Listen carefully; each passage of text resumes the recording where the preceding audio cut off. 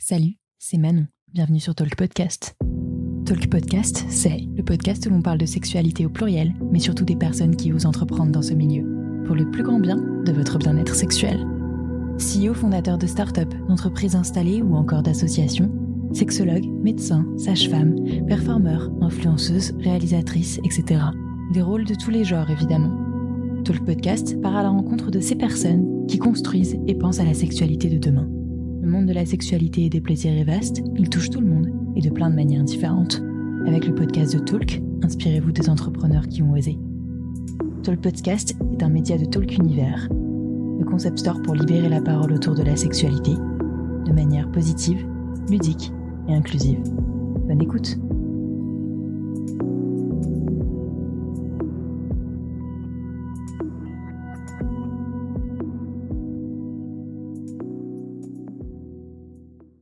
C'est parti. C'est parti. Et donc, bonjour Clémence. Merci beaucoup d'avoir accepté du coup cette invitation. Et je te laisse te présenter en fait, parce que c'est pas évident à chaque fois de résumer. Je préfère que tu te présentes même avant même ta fonction en tant que youtubeuse, influenceuse. Voilà, tu peux dire aussi d'autres choses sur toi si tu as envie. Yes, alors moi je m'appelle Clémence, mais sur internet c'est Clemity Jane parce que c'est une contraction entre Calamity Jane que j'admire beaucoup en tant que symbole et Clémence mon prénom. Et du coup j'ai 28 ans maintenant et ça fait maintenant 5 ans que j'ai ma chaîne YouTube qui parle de sexualité où j'essaye de casser un petit peu les tabous et de parler de sex toys, de faire un peu des guides d'achat pour les gens qui veulent s'acheter des produits qui sont pas toujours donnés, donc je trouvais ça intéressant de donner son avis de la même façon que sur les autres chaînes YouTube il y a des avis sur tout maintenant. Et voilà, moi j'ai voulu faire ça pour la sexualité. Ok, et ça t'as commencé ça il y a déjà quelques années, c'est quand même je crois l'une des premières, j'ai pas toutes les dates des autres personnes qui font ça, mais c'était en 2017, non? Non, 2015 j'ai fait mes 2015 premières même. vidéos. Ok, d'accord. Ouais. Du coup, ça fait 5 ans maintenant. Ouais, il y avait pas grand monde à l'époque. Il y avait Léa Chou, par exemple, qui faisait des vidéos sur la sexualité, mais c'était pas vraiment le même ton, et puis elle parlait pas du tout de sex toys, par exemple. À l'époque, il y avait aussi un youtubeur qui s'appelait Pouillou, et qui faisait des je sais pas comment dire, c'était plutôt théâtral, plutôt artistique comme discours sur la sexualité. En plus, c'était quelque chose de plus axé sur la bisexualité, sur plein d'autres aspects différents. Donc, c'est pareil, c'était pas du tout le même contenu que ce que moi j'imaginais. Du coup, je me suis dit, j'ai peut-être ma pierre à l'édifice à apporter. Ouais, j'avoue, je suis pas remontée jusqu'à tes toutes premières vidéos. Il y en avait 3 à regarder, j'ai pas pu se rattraper, Oui. Mais t'as vraiment commencé directement avec les sex toys. Oui, je crois que j'ai fait ça à peu près tout de suite. J'avais quelques sextoys à moi que je m'étais procuré de façon tout à fait personnelle. Et puis très très vite après, il y a des marques qui m'ont proposé, des boutiques qui m'ont dit tiens, on t'envoie ça et puis comme ça tu pourras en parler. Moi ça m'arrangeait beaucoup parce que j'avais pas beaucoup non plus de budget pour investir dans plein de sextoys, mais il y a vraiment des boutiques qui m'ont fait confiance très très rapidement. Ok. Et t'as commencé sur YouTube d'abord, pas sur... Parce que oui, de toute façon, 2015, c'était peut-être pas encore autant Insta, je me rends pas compte.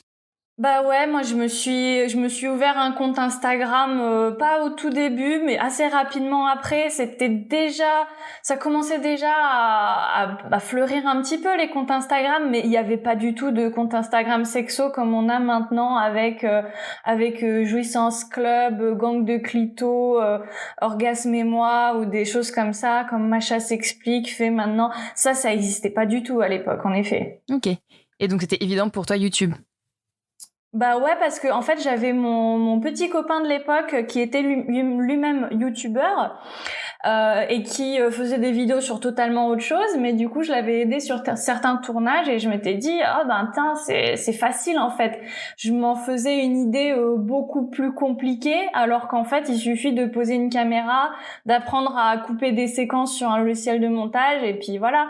Donc j'ai appris sur le tas un peu avec lui et je me suis dit moi j'ai envie de m'exprimer par ce biais-là parce que c'est celui que je trouvais agréable aussi en tant qu'utilisatrice de YouTube. C'est que voilà, je peux écouter une vidéo YouTube en faisant autre chose. C'est assez relax. C'est plus pratique que de lire un article pour moi. J'aime pas tellement lire des trucs hyper longs sur Internet. Donc, je me voyais pas faire un blog, par exemple. Ok. Donc, c'est vrai que du coup, le site est venu, j'imagine, après, où là, t'as regroupé vraiment... évidemment toutes tes vidéos, tes liens, tes vidéos, quelques articles, mais c'est vrai que t'en as pas tant que ça. Et surtout, j'imagine des informations pour qu'on te contacte. À force qu'on te contacte, on t'a demandé un site internet. C'était quand tu t'es un peu professionnalisé ou c'est ça. C'est venu naturellement? Ouais, c'était en même temps pour me professionnaliser et aussi pour pouvoir répertorier toutes les infos qu'on me demande de manière récurrente. Là, je peux directement envoyer le lien vers un article. C'est vachement plus facile de faire une recherche sur un site internet que dans YouTube. Donc là, ça permettait vraiment d'avoir un côté pratique aussi pour mes abonnés.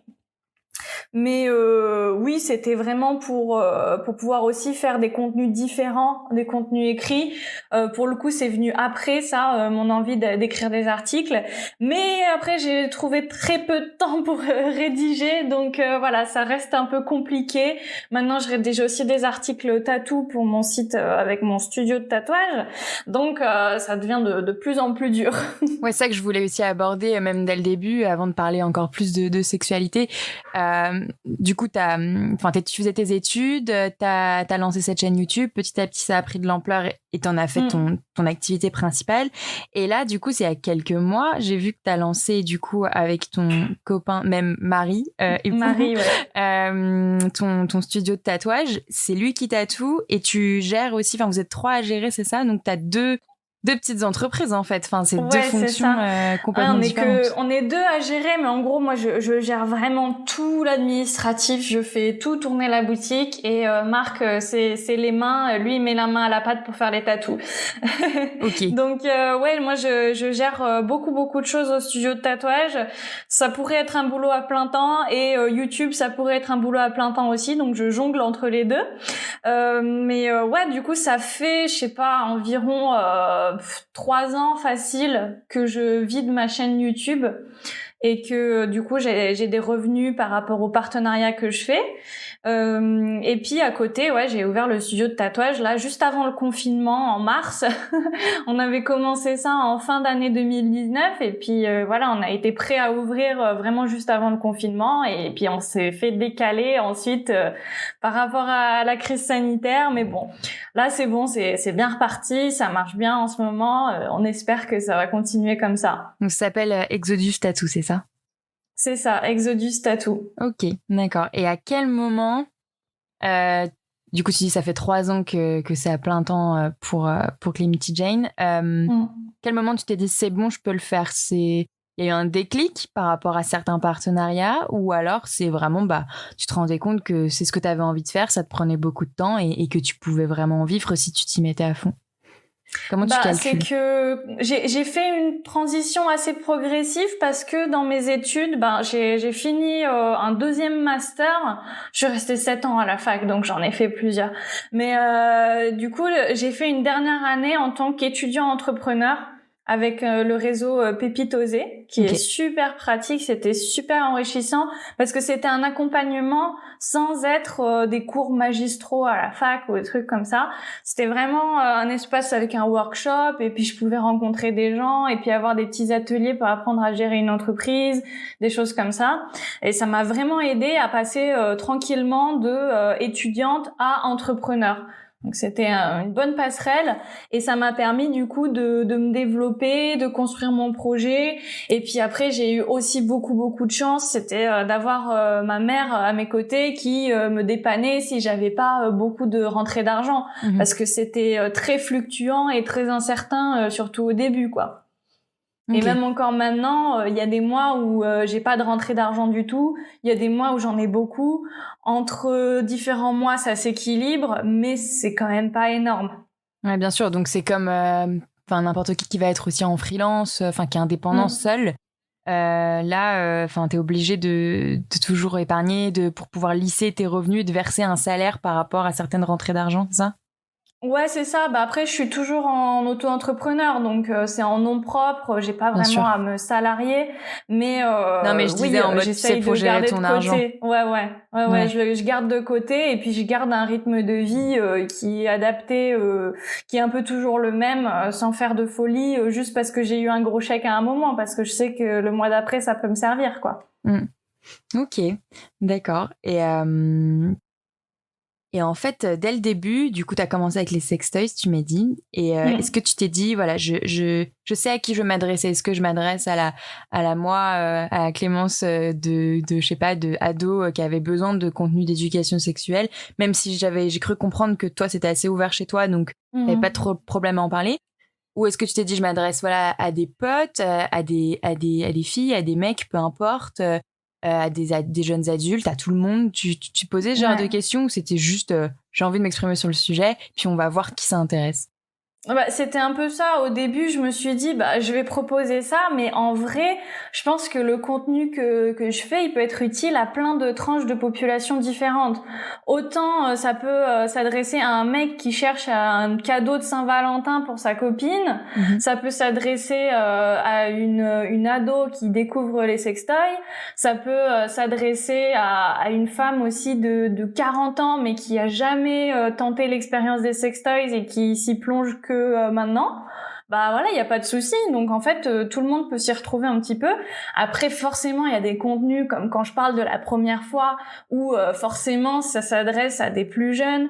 Il y a beaucoup de contenus vraiment purement éducation sexuelle qui vont être spécifiquement pour les adolescents et les gens qui débutent dans la sexualité ou qui se posent des questions, qui sont en remise en question ou des choses comme ça.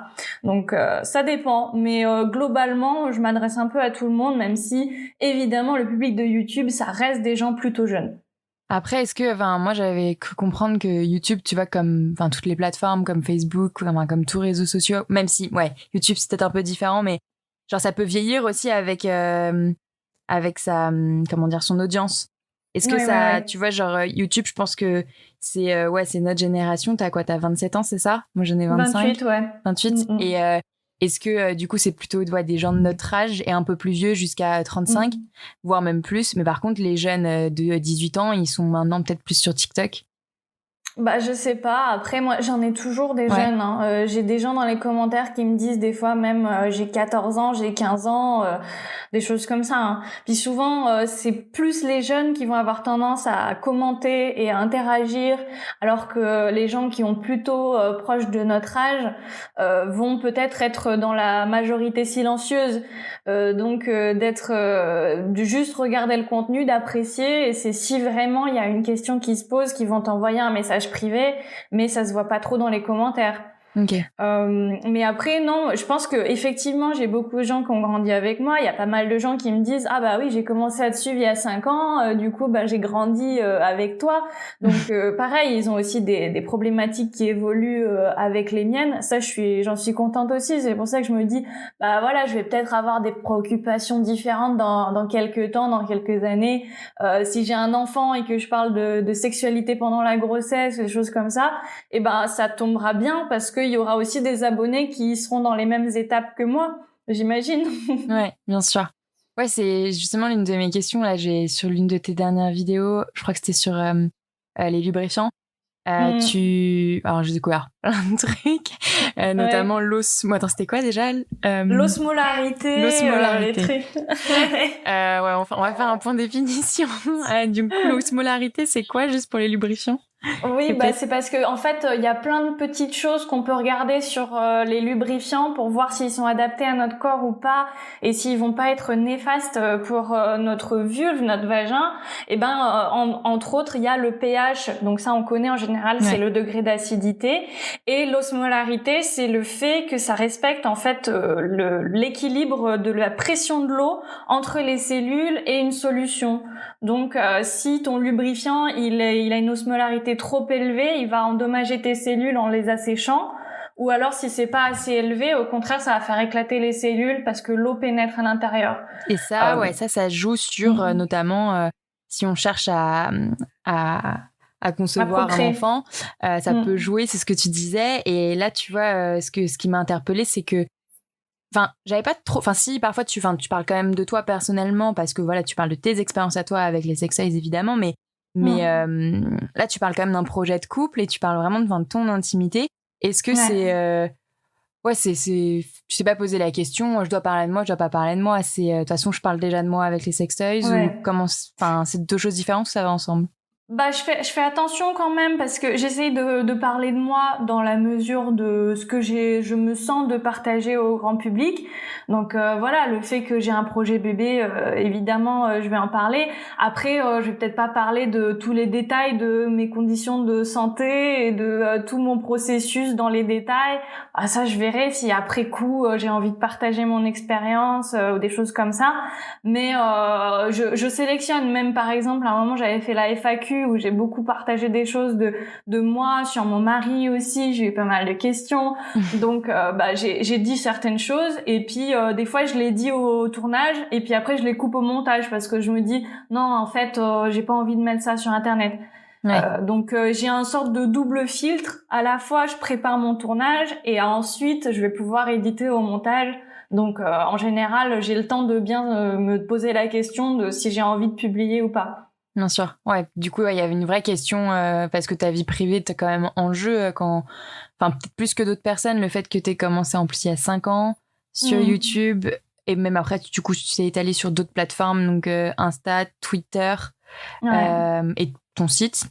Est-ce que tu vois, enfin voilà, lequel est le plus intrusif finalement, genre sur lequel ta vie privée est le plus respectée, lequel est le plus hater, lequel tu préfères, moi, je préfère quand même YouTube parce que j'ai l'impression d'avoir plus d'espace pour m'exprimer et pour dire ce que je veux, pour faire des vidéos longues, alors que Instagram, c'est quand même limité, c'est quand même des vidéos courtes, des posts, voilà, il y a moins d'infos.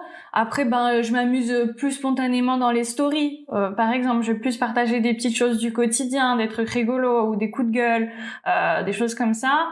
Mais oui, chaque réseau social a sa particularité. Après, en ce moment, je suis plus trop sur Twitter, mais à un moment, j'y étais beaucoup, plutôt pour le militantisme. Donc, quand il y avait des choses à relayer ou des avis à partager sur le féminisme, sur le véganisme, sur des choses comme ça. Sinon pour ma vie privée, je sais pas, je fais un peu pareil sur tous. Je filtre à chaque fois une petite partie des infos sur moi que je partage et puis la majorité je garde pour moi dans tous les cas. Ok. Est-ce que je pense que je sais pas si tu connais pas mal le monde des youtubeurs, youtubeuses, genre est-ce qu'en comparé, moi je t'avoue je connais pas trop, mais c'est ma génération, mais est-ce que comparé à d'autres youtubeurs, youtubeuses, genre selon leur sujet, est-ce que toi on t'embête plus sur ton intimité de par ton sujet qui est la sexualité ou pas? Je me suis toujours posé cette question. Il va y avoir des mecs un petit peu qui essayent de flirter, Bien qui sûr. essayent de draguer, forcément. Parce qu'il y en a qui doivent se dire si elle parle de sex toys, de sexualité, elle doit être super bonne au lit, alors j'ai trop envie d'essayer. Enfin voilà, de toute façon, peu importe ce que tu dis et ce que tu fais sur internet, quand t'es une femme, tu vas être jugée sur ton physique et il va y avoir des gens qui vont avoir envie de coucher avec toi et d'autres qui vont dire que t'es dégueulasse. Donc dans tous les cas, on a des choses comme ça, mais moi encore plus, oui, vu que je parle de sexualité. Donc souvent c'est des gens qui posent des questions du genre ils ont envie de savoir quelle pratique je fais moi particulièrement, est-ce que j'aime ça, ça je réponds pas en général parce que j'en partage déjà suffisamment dans les vidéos. Et ils ont pas besoin d'en savoir plus. Donc quand il y a des questions personnelles, je réponds pas, je bloque ou je réponds que c'est non, quoi. Et même au bout de 5 ans, ça change pas. Enfin, on n'a pas compris ton message, quoi. Il y en a toujours qui reviennent, mais c'est très rare quand même. J'ai beaucoup de chance, j'ai une communauté très bienveillante, j'ai très peu de haters, j'ai très peu d'insultes. Franchement, je pense qu'il y a beaucoup de gens avec une communauté similaire qui doivent s'en prendre bien plus dans la gueule. Moi, c'est quand même assez calme. Après, j'ai des moyens. j'ai des moyens pour me protéger, donc j'ai forcément les filtres de YouTube directement pour les commentaires. J'ai aussi une appli qui s'appelle Bodyguard et qui filtre en fait tous les messages qui sont considérés comme haineux, comme ayant des insultes. Par exemple, toute la haine raciale du fait que je sois asiatique, et ben ça c'est filtré, je la vois jamais. C'est que si je vais dans l'application que je vais voir les messages qui ont été filtrés. Et ben là je vais voir qu'il y en a, mais au quotidien du coup j'en suis protégée. D'accord. Et Bodyguard, c'est sur autant sur YouTube que sur Insta, que sur tout? Ouais. Ok. Ouais, en fait, tu peux connecter avec cette plateforme tous tes réseaux sociaux. Et puis après, ils filtrent tout. Ils peuvent même venir modérer des lives. Enfin bon, c'est une équipe derrière qui filtre les commentaires. C'est plus qu'un robot, quoi. Donc c'est vachement efficace. C'est un bot plus une équipe derrière. Ouais, je crois. Ouais, parce que j'ai compris, c'est ça. Ok. Ouais, tu vois, j'avais pas pensé à te poser des questions sur ce sujet-là, mais enfin moi je suis à moitié japonaise, mais je suis pas très typée, donc on le voit pas forcément tout le temps. Ouais. Mais j'ai forcément déjà eu des remarques liées sexualité et raciste. Et c'est les seules remarques souvent racistes que j'ai pu recevoir en France d'ailleurs. Ouais. Et je me demandais genre ouais, qu'est-ce qu'on dit encore, qu'est-ce qu'on ose encore dire sur ça, genre on est d'accord que ça existe encore, bah oui, cette la exotisation, ouais. C'est ça. Ah bah t'es exotique, donc tu suscites l'envie, les gens ont envie de tester de tester une asiatique. Donc ça on me l'a déjà fait avant ma chaîne YouTube et tout. J'avais eu un petit copain, un coup d'un soir, un truc comme ça, que j'avais rappelé pour voir si c'était plus que ça, si ça allait aboutir sur une relation. Et il m'a dit ah bah non, je voulais juste tester une asiate. Donc bye bye, maintenant c'est fini. Ah il l'a dit vraiment clairement quoi. Ah mais il me l'a dit clairement, ouais. Alors que je suis même pas 100% asiate, quoi. Il a même pas bien calculé son coût. Il a testé à moitié, quoi. Super.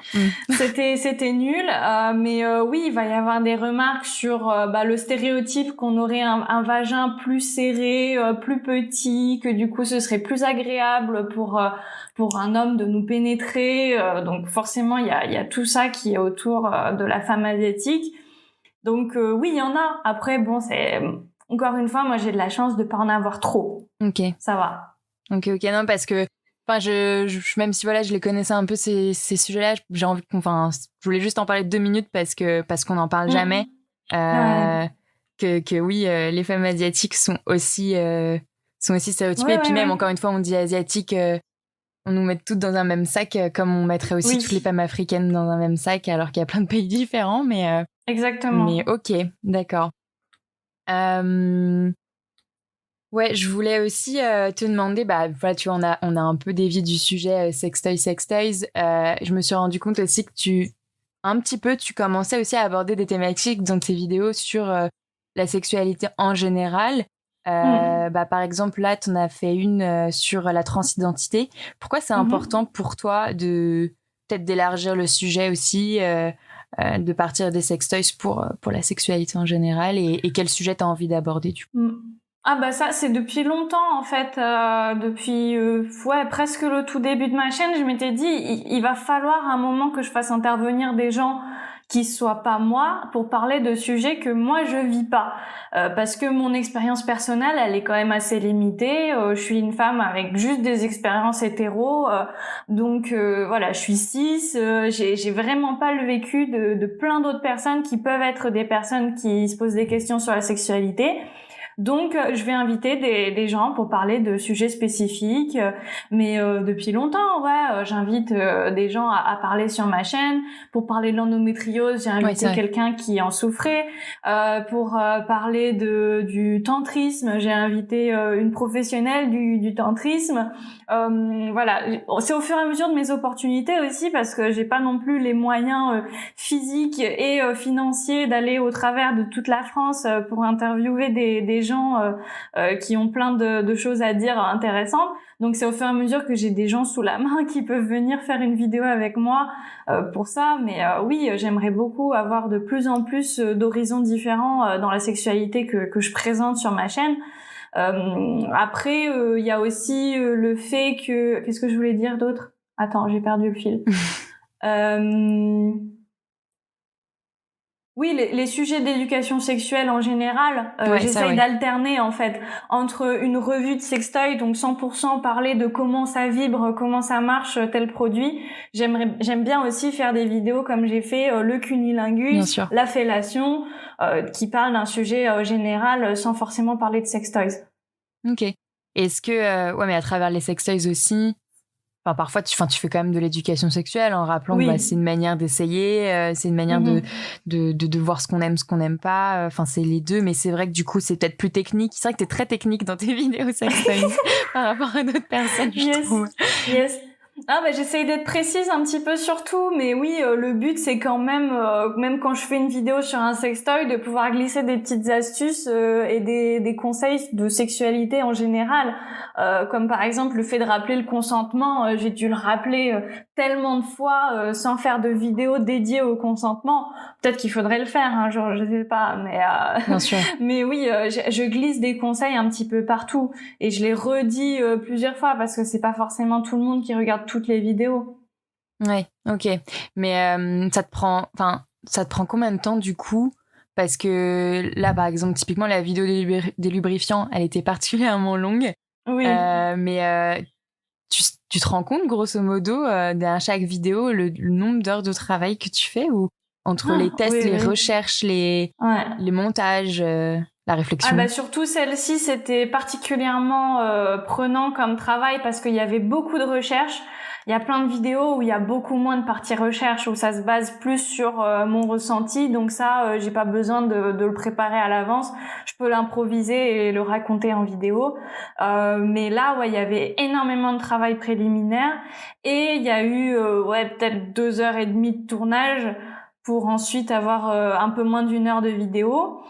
Et beaucoup de montage après, parce que ça prend en général je sais pas, là j'ai dû faire du montage pendant peut-être 12 heures minimum. Ah ouais, ok. Ouais, je sais pas, parce que je compte pas mes heures, je regarde pas vraiment l'heure. Des fois c'est pour ça que des fois je travaille la nuit, parce que le jour je suis au studio de tatouage, et puis du coup après je rentre et je continue le montage à la maison, des fois jusqu'à 1h du matin. Voilà. Ouais, donc maintenant, ta vie, en plus, si on parle de journée type, entre guillemets, ta vie, là, c'est la journée, le studio de tatouage, avec peut-être, j'imagine, quand t'as des moments où tu peux bosser sur ta chaîne et sur tes contenus. Et le soir, tu te consacres particulièrement à Clemty Jen. Ouais, c'est ça. Bah, j'essaye de moins en moins de ramener du travail à la maison, parce que des fois ça me fait un peu craquer, parce que ça fait vraiment trop des fois. Bah ouais. Mais ouais, en général, j'alterne avec ce qui est prioritaire ou pas. Voilà, au studio, il y a forcément, s'il y a des clients à gérer, des gens qui sont là physiquement, et moi je m'occupe de les accueillir, etc. Donc ça va faire une pause sur mon travail pour la chaîne YouTube. Puis dans la journée, je vais peut-être plus me consacrer à tout ce qui est les mails, les appels, des choses comme ça, les tournages. Et puis ce que je peux faire vraiment toute seule sur mon ordi, comme le montage, je peux le garder pour après. Ok, d'accord. Ouais, mais ça te fait quand même des énormes journées. Enfin, j'ai vu récemment aussi un post où tu disais que là, t'allais prendre un peu de temps pour plus suivre le même rythme de publication que tu t'avais avant, parce que tu t'imposais un rythme de sortie de contenu, c'est ça? Oui, c'est ça. Je m'étais dit, je vais sortir mes vidéos tous les vendredis à 17h. Sauf que moi, la semaine au studio, c'est du mardi au samedi. Donc ça me laisse que entre le mardi et le vendredi 17h pour finir la vidéo. C'était trop court pour moi. Donc il y avait des fois où je me retrouvais le jeudi soir à éditer toute la nuit. Donc je me suis dit non, c'est pas possible de continuer comme ça, parce que je vais me bousiller la santé. Donc maintenant je me suis dit on sortira les vidéos quand elles sont prêtes. J'ai la chance aussi, même quand j'ai des vidéos rémunérées, j'arrive à négocier avec les partenaires, de dire la vidéo elle sort pas là, elle sort une semaine plus tard, est-ce que ça vous va? En général ils sont d'accord. Je travaille avec des gens très très bien, alors ils sont adorables. Donc ça se passe bien aussi de décaler. Parce que la pression, finalement, c'était pas ta seule pression à toi toute seule pour ta communauté. C'était aussi parce qu'il y avait certaines vidéos qui étaient rémunérées, où je t'ai dit, je me suis fixé telle date avec telle marque, du coup je dois la respecter. Bah oui, parce que des fois, il m'impose entre guillemets des dates, ou alors c'est prévu depuis 2 mois que ce serait telle date. Du coup, c'est un peu compliqué pour moi de redécaler et de reprendre du retard. Voilà, là, ça m'est arrivé, là surtout avec la rentrée, d'avoir vraiment des vidéos programmées sur 1 mois. Et du coup, ben c'est une vidéo par semaine, et si je décale, et ben ça reporte d'1 mois une vidéo. Donc c'est pas possible. Puis il y en a certains, ça colle aussi avec leur calendrier de publication de publicité, avec une campagne Ulule ou des choses comme ça. Tu peux pas te permettre de leur dire ah ben non, finalement je sors pas à cette date-là. Ouais, bah c'est là où on voit que c'est un vrai travail, quoi. C'est que tu tu dois répondre bien à tes clients, quoi. Okay.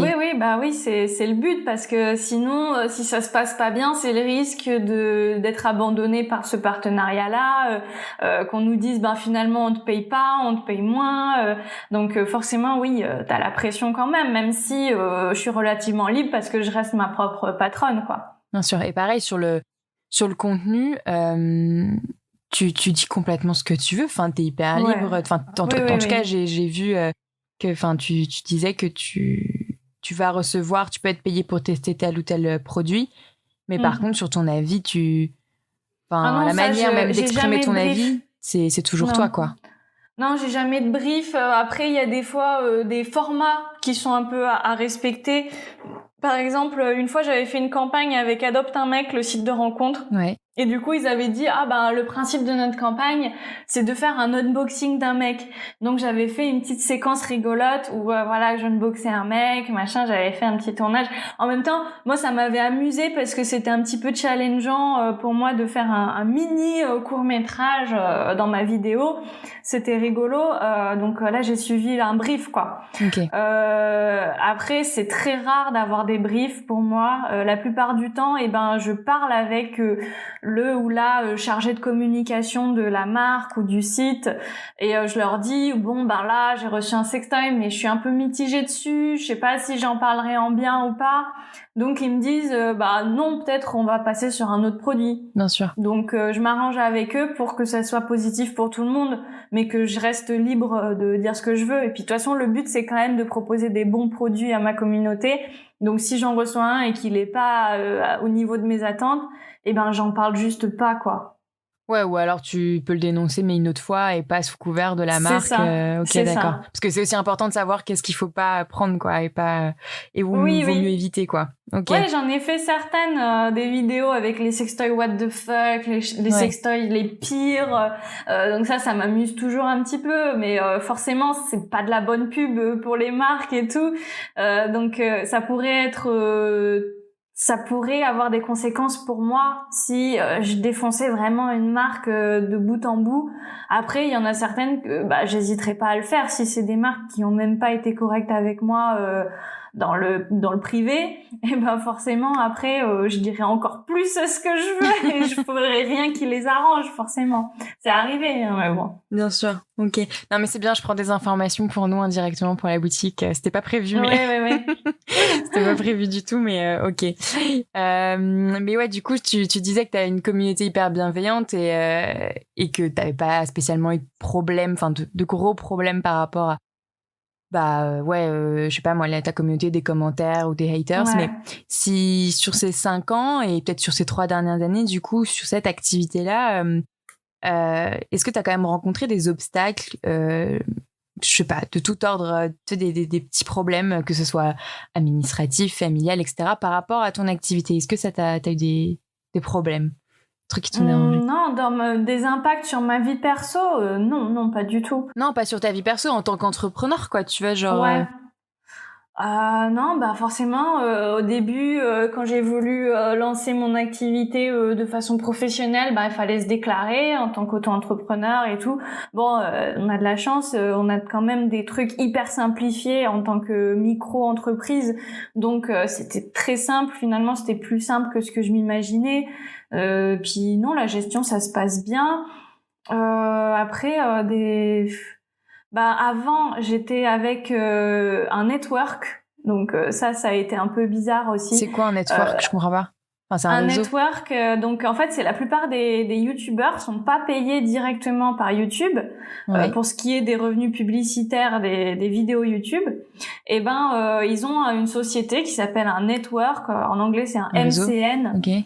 Voilà, et qui s'occupe de plein de chaînes YouTube et qui sont un peu les intermédiaires entre YouTube et le créateur. C'était des agences d'influenceurs spéciales YouTube, quoi. On va dire, voilà. Ouais. Mais après, eux, leur but, c'est vraiment d'optimiser ta chaîne pour avoir le plus de revenus publicitaires possible, et ils prennent un pourcentage. Bien sûr. Sur tes revenus publicitaires. Donc moi, comme j'en avais pas beaucoup, surtout ils m'ont recruté alors que j'avais vraiment 10 000 abonnés, un truc comme ça. Comment dire que de donner 60% de $3 par mois, je m'en fichais un petit peu. Donc voilà, ça s'est passé comme ça. Ils m'ont bien aidé au niveau coaching et tout pour apprendre à mettre les bons tags, les bonnes métadonnées sur mes vidéos YouTube pour qu'elles marchent le mieux possible. Ça c'était bien. Mais après d'un coup, ils m'ont laissé tomber en me disant oui, on a changé nos règles. Maintenant, il faut faire 200 000 vues par mois pour rester. Et moi, je leur disais, mais sur les 6 derniers mois, j'ai fait 200 000 vues, en fait. Donc, pourquoi vous me jetez dehors comme ça? Ah non, mais on peut quand même pas vous garder, au revoir. Et du jour au lendemain, voilà, j'étais plus avec cette entreprise. Après, moi, ce que ça m'offrait, c'était bien aussi, c'était l'accès à une plateforme de musique libre de droit pour les musiques de fond. C'était vachement pratique. Donc bon, je me suis dit, écoute, tant pis, je vais prendre mon abonnement à la plateforme de musique et puis ce sera pareil. Hein.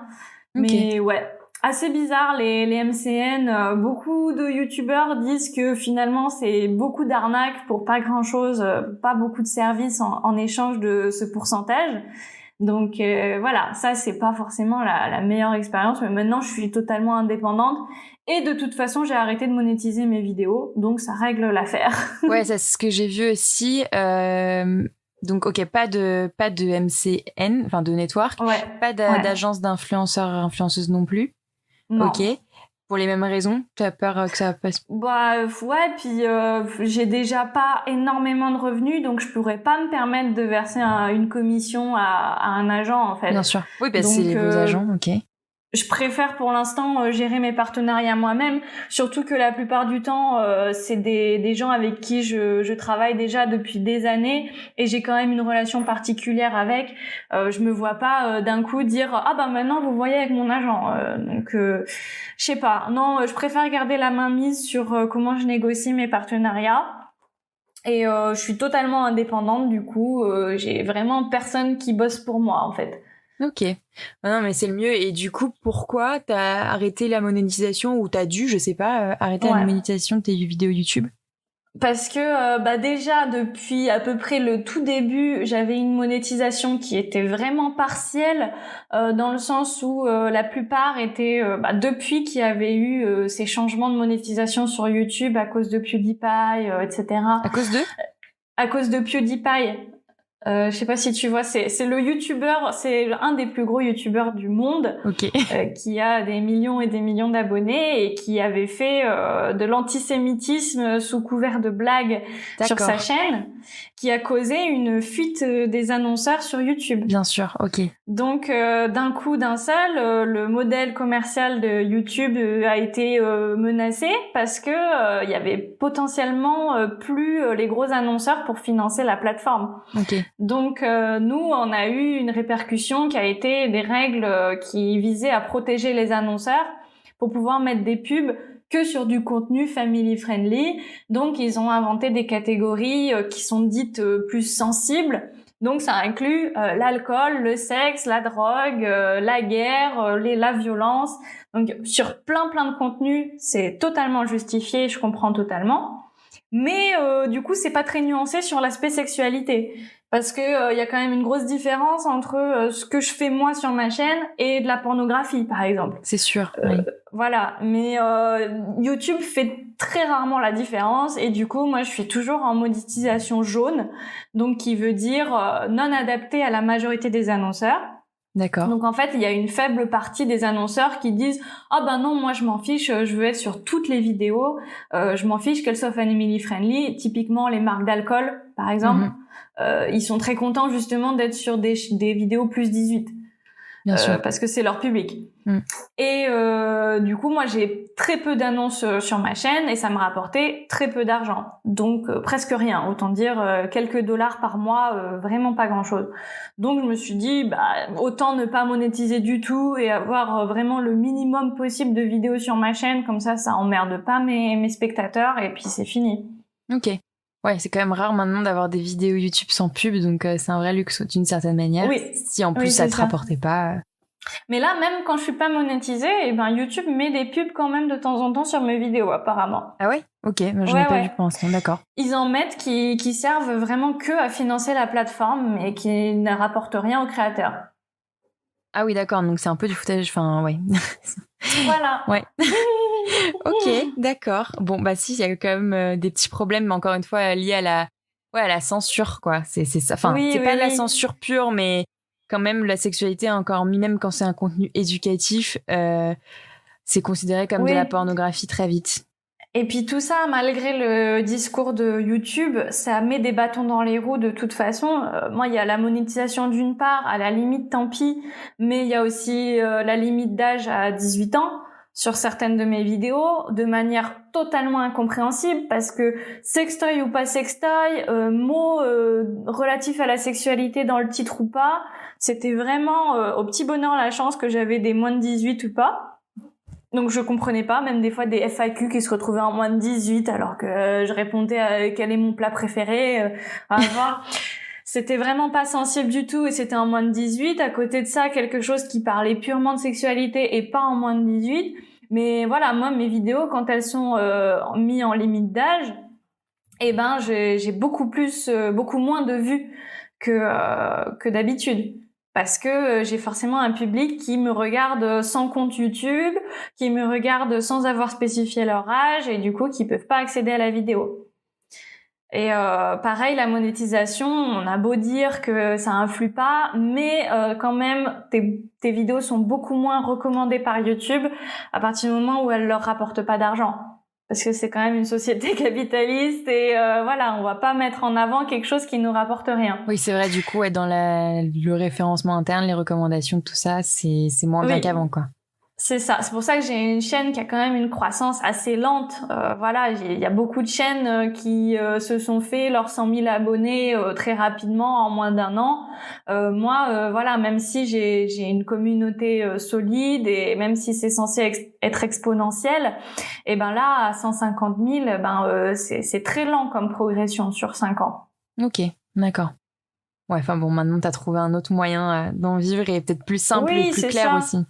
Non, puis c'est pas mon but premier. J'ai ouvert ma chaîne pour partager ça à ceux que ça intéresse. Après, si ça fait des millions de vues ou pas, c'est pas très grave pour moi. Moi, je suis très contente d'avoir même moins de monde, mais des gens que ça aide vraiment, plutôt que plein de gens qui sont juste de passage et qui viennent là juste pour du divertissement. Ok, d'accord. Et justement, tu dis ça, t'as commencé ça en mode parce que t'avais envie de partager ça, c'était pas du tout une envie, une idée professionnelle. Et tu t'es jamais posé la question de ta légitimité en fait. Genre, tu t'es dit, je peux en parler, je suis à l'aise avec ça, j'ai des choses à dire et je pense qu'elles sont bien. De toute façon, la légitimité, elle se plaçait sur le fait que je me place pas du tout en professionnel de santé, en sexologue ou quoi que ce soit. Et je parle en tant qu'utilisatrice de sextoy. Et de toute façon, c'est ce que je suis. Donc là, il y avait pas de problème de syndrome de l'imposteur parce que j'avais vraiment aucune prétention, surtout au début de mes vidéos. Après, pareil, si je donne des résultats de mes recherches ou des conseils que j'ai eus, je vais répéter ce que j'ai lu et ce que j'ai entendu, mais je me place jamais en tant qu'experte. Donc, j'ai pas ce syndrome-là de l'imposteur. Ok. Ouais, non, parce que j'ai l'impression que c'est quand même assez commun pour tous les gens qui parlent de sexualité, que ce soit de manière influence ou pas. au pire, je parle de moi, ce dont j'ai eu besoin ou j'ai besoin d'entendre, et je fais mes propres recherches et je les partage. Et apparemment, c'est ça. Ça marche. Donc, c'est ça. Et puis, comme il y a une grosse part d'expérience personnelle et de ressenti, c'est jamais ni vrai ni faux. Tout est possible dans la sexualité. Donc, c'est ça qui est beau aussi avec ce sujet, c'est qu'il est très ouvert. C'est pas figé comme si je parlais de physique-chimie, quoi. Ouais. Oui, il n'y a pas de science exacte. Enfin, de toute façon, il y a tellement peu de recherches, tellement pas assez de recherches sur le sujet que de toute façon... Il y en a un peu avec les lubrifiants et tout, avec l'osmolarité, mais bon, c'est exceptionnel. Oui, non, mais après, ça arrive. Mais en tout cas, en français, il n'y a pas grand-chose, quoi, je trouve. Mais ok. Ouais. Et je me demandais, là c'est vraiment une question que j'ai eu comme ça par rapport au fait que tu cumules maintenant studio tattoo et que tu as aussi beaucoup de tatou et sexualité. Souvent on associe le tatouage dans la sexualité à quelque chose qui peut être très érotique, très attirant et tout. Est-ce que toi tu as un point de vue là-dessus ou pas? Un truc à partager sur les tatouages? Ouais. Pour moi, c'est vraiment le fait de porter des œuvres d'art sur la peau au lieu de les accrocher sur un mur et du coup de les avoir vraiment ancrés en soi dans les deux sens du terme. Donc non, ça a rien de sexuel à la base, mais ça peut le devenir occasionnellement et en fonction de comment on en joue et de comment on met en scène notre corps, que ce soit dans l'intimité ou dans des photos ou des choses comme ça. Évidemment, ça fait beau sur un corps, donc tu peux en jouer dans un contexte sexy. Mais c'est pas non plus pour moi un impératif ou une raison de faire des tatouages. Non, après il y a des gens qui le font dans cette optique-là et c'est super aussi. Hein. Moi, je vois beaucoup de femmes qui se font tatouer, je sais pas, en dessous des seins et puis quelque chose qui épouse la forme du corps. C'est vraiment magnifique et puis on sait que ça du coup c'est pour elle avant tout et pour le contexte de l'intimité donc c'est super bien aussi mais moi j'ai plutôt tendance à remplir mes bras en premier parce que c'est le truc qui se voit le plus et moi je le vois un peu comme mes accessoires de mode que j'ai toujours sur moi quoi. Ou en tant que galerie d'art humaine ou c'est ça ouais oui pour pouvoir afficher des créations que j'ai trouvées géniales sur le moment et que maintenant je suis fière de porter quoi. Ok. Oui non bien sûr moi aussi je le vois plus comme une œuvre d'art en plus éternelle quoi en tout cas sur le corps mais c'est vrai que souvent on l'associe à quelque chose de sexuel, sexy, machin, ce que je comprends à moitié et c'est pour ça je me demandais si on te posait pas mal de questions là-dessus Non, c'est le contraire même. Il y a beaucoup de mecs, on voit que c'est des mecs dans les commentaires mais des mecs qui disent c'est dégueulasse tes tatous ça gâche tout. Ça gâche ta beauté, tu serais plus belle sans tatouage. Des gens qui trouvent ça dégueulasse une femme tatouée. Peut-être parce que t'en as beaucoup aussi. Ouais, puis parce qu'il doit y avoir aussi le côté de avoir beaucoup de tatouages, c'est censé être plus viril, plus pour les mecs. Et les femmes, elles devraient se faire plutôt des petits tatouages discrets et que ça remplisse pas trop de peau, des choses très fines. Quand on dit un tatouage féminin, typiquement les gens ont le stéréotype d'un tatouage fin et discret. Et moi, c'est sûr qu'ils sont pas discrets mes tatouages. Du coup, y a des gens qui doivent pas trouver ça beau et pas trouver ça esthétique sur une femme. C'est leur avis à eux, mais c'est quand même avec un fond sexiste incorporé assez important. Non, clairement, ok, oui, donc la femme doit faire un tatouage petit et sexy à des endroits potentiellement bien particuliers pour que ça soit sexy. C'est ça. Et après, le reste, c'est trop, quoi, en gros. Oui, alors qu'en fait, tu vois dans la réalité qu'il y a de tout. Bien sûr. Il y a autant des femmes qui vont se faire ces petits tatouages sexy et discrets. Il y a des femmes qui vont faire des grosses pièces avec plein de noir, des trucs hyper dark. Il y a vraiment pas de loi en fait. Et il y a aussi de plus en plus d'hommes qui se font des petits tatouages discrets avec des lignes fines. Des tatouages qu'on imaginerait typiquement sur des femmes, mais ils se les font sur eux aussi.